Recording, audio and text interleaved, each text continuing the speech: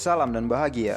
Pendidikan di suatu negara merupakan bagian terpenting dari poros perkembangan sebuah peradaban. Menurut Ki Hajar Dewantara, salah satu pendiri Taman Siswa dan Bapak Pendidikan Nasional Indonesia, pendidikan merupakan tuntunan. Maksudnya yaitu menuntun segala kekuatan kodrat atau potensi dan kemampuan yang ada pada diri kita, agar kita sebagai manusia dan sebagai anggota masyarakat dapat mencapai sebuah keselamatan dan kebahagiaan yang setinggi-tingginya. Kita hidup, tumbuh, dan berkembang sesuai dengan kodrat atau potensi dan kemampuan yang kita masing-masing miliki. Guru, orang tua, dan siapapun yang berkaitan dengan kita hanya dapat merawat dan menuntun kita untuk tumbuh sesuai dengan kodrat atau potensi dan kemampuan yang kita miliki tersebut. Meskipun kita mengenyam pendidikan di tempat yang sama dan dididik oleh guru yang sama, kita tentunya memiliki jalan sendiri-sendiri untuk hidup, tumbuh, dan berkembang, agar mencapai keselamatan dan kebahagiaan yang setinggi-tingginya.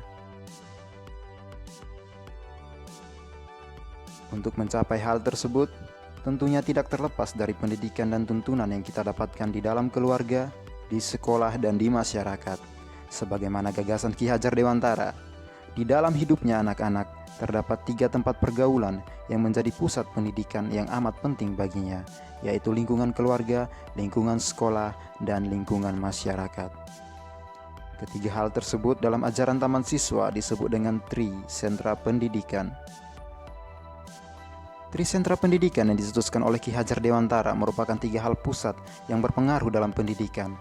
3 hal ini meliputi lingkungan keluarga, lingkungan sekolah, dan lingkungan masyarakat. Peran dan kehidupan ketiga hal tersebut menggambarkan pendidikan, yang mana pendidikan itu berarti transfer of knowledge, transfer of value, dan transfer of skill. Memasuki aspek yang pertama dalam Trisentra Pendidikan, yaitu pendidikan di lingkungan keluarga. Dalam pandangan konsep Trisentra Pendidikan, keluarga merupakan tempat atau alam yang pertama kali kita kenal dan merupakan lembaga pendidikan yang pertama. Maka dari itu, keluarga memiliki peran yang cukup besar dan penting dalam pembentukan karakter serta kepribadian kita sebagai anak. Aspek yang kedua dari Trisentra Pendidikan yaitu pendidikan di lingkungan sekolah. Sekolah yang dimaksud di sini adalah pendidikan formal, pendidikan non-formal, dan pendidikan informal. Pendidikan formal yaitu pendidikan yang kita tempuh selama bersekolah dari taman kanak-kanak, sekolah dasar, hingga perguruan tinggi.